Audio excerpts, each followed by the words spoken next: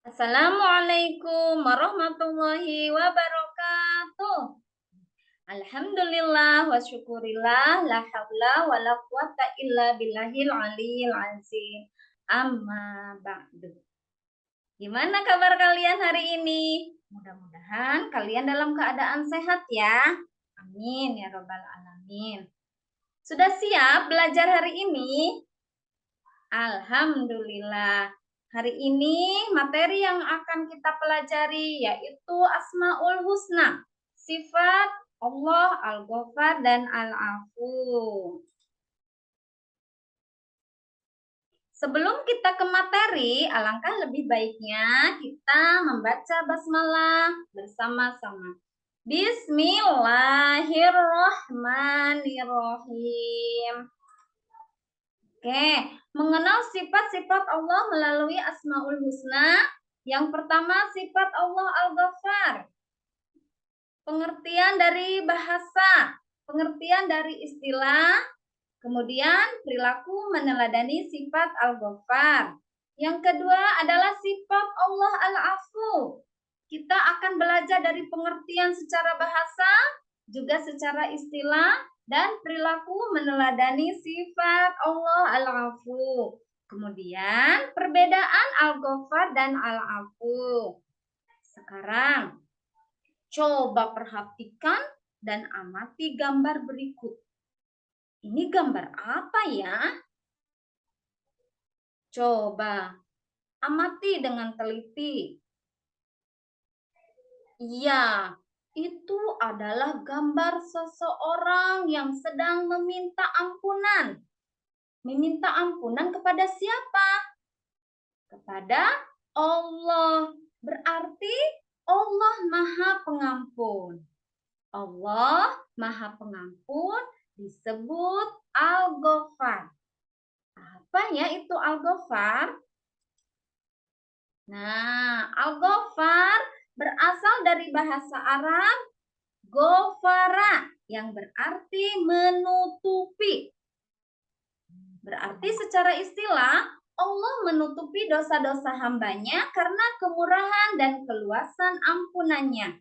Al-Ghafar juga berarti Allah Maha Pengampun. Al-Ghafar disebut dalam Al-Quran sebanyak 5 kali.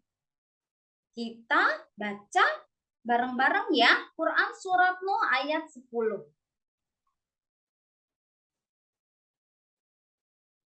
Bismillahirrahmanirrahim. Faqultu astaghfiru rabbakum innahu kana ghaffara. Maka aku berkata kepada mereka, mohonlah ampunan kepada Tuhanmu. Sungguh Dia Maha Pengampun. Sekarang kita baca bareng-bareng lagi ya. Quran surat Toha ayat 82. Bismillahirrahmanirrahim. Wa inni laghaffarul liman taba wa amana wa amila sholihan tsumma ihtada. Artinya, dan sungguh aku Maha Pengampun bagi yang bertaubat, beriman dan berbuat kebajikan, kemudian tetap dalam petunjuk. Quran surat At-Taubah ayat 117, sedang 2 kali lainnya dirangkai setelah penyebutan sifat dan nama indah lainnya, yaitu Al-Aziz. Anak-anak, manusia itu tempatnya salah dan khilaf. Maka manusia itu tidak luput dari salah dan dosa. Apa itu dosa ya? Apa itu dosa? Dosa itu diibaratkan suatu kegelapan. Sesuatu yang mengganggu pikiran, sesuatu yang mengganggu hati, perasaan tidak tenang, selalu merasa bersalah. Itu adalah bagian dari tanda kita melakukan perbuatan dosa, apapun bentuk perbuatan dosa tersebut. Sekarang coba perhatikan gambar berikut. Ini gambar apa ya? Amati. Iya, betul. Ini adalah gambar seseorang sedang mencontek. Sekarang coba, mencontek itu adalah perbuatan yang terpuji atau perbuatan yang tercela? Iya, mencontek adalah perbuatan yang tercela. Misalnya, ketika ulangan, ada siswa yang mencontek di kelas, tetapi guru tidak mengetahuinya. Berarti di situ Allah bersifat Al-Ghafar. Allah menutupi kesalahannya. Kemudian, karena si anak tidak menyadari kesalahannya, dia melakukan untuk yang kedua kalinya. Tetap mencontek. Tapi gurunya masih tidak mengetahui. Allah masih menutupi kesalahannya. Karena Allah bersifat Al-Ghafar. Kemudian yang ketiga kalinya, karena siswa tidak mau berubah, tetap melakukan hal tersebut, tetap mencontek, akhirnya Allah membukakan kesalahannya, tidak menutupinya lagi. Nah, kenapa Allah menutupi keburukan kita? Karena Allah memberi kesempatan bagi kita untuk memperbaiki diri. Allah menutupi dosa-dosa kita karena memberikan kesempatan kita untuk bertobat, memohon ampunannya, tidak mengulangi kesalahan lagi. Terus Allah menutupi kesedihan kita adalah kesempatan bagi kita untuk tidak berputus asa terhadap pertolongannya. Nih, bentuk keteladanan sifat Allah Al-Ghafar adalah yang pertama, memaafkan orang-orang yang pernah menyakiti dan berbuat kesalahan kepada kita. Jadi, jika ada teman yang menyakiti atau misalnya berbuat salah kepada kita, kita bersikap lapang dada. Artinya kita memaafkan kesalahan teman. Yang kedua, kita menghilangkan kebencian dan dendam di dalam hati. Seseorang yang sudah meneladani sifat Allah Al-Ghafar, karena setiap ada kesalahan selalu bersikap berlapang dada, akhirnya di dalam hatinya tidak ada kebencian, tidak ada dendam. Terus yang ketiga adalah menghindarkan diri dari berprasangka buruk. Jadi selalu berhusnuzon, tidak suudzon kepada orang ya. Yang keempat, tidak mencari-cari kesalahan. Yang kelima, tidak membuka aib orang lain. Allah tidak suka kepada orang yang suka membicarakan keburukan atau kejelekan orang lain. Dalam artian membuka aib orang lain. Allah saja bersifat Al-Ghafar. Allah menutupi. Nah, kita juga harus meneladani dengan tidak membuka aib orang lain. Yang keenam, yaitu tidak menggunjing, tidak memfitnah, atau menyakiti orang lain. Mudah-mudahan kita semua dapat meneladani sifat Allah Al-Ghafar. Amin ya Allah ya Rabbal Alamin. Oke, selanjutnya sifat Allah Al-Afu. Nih, Al-Afu secara bahasa berarti menghapus.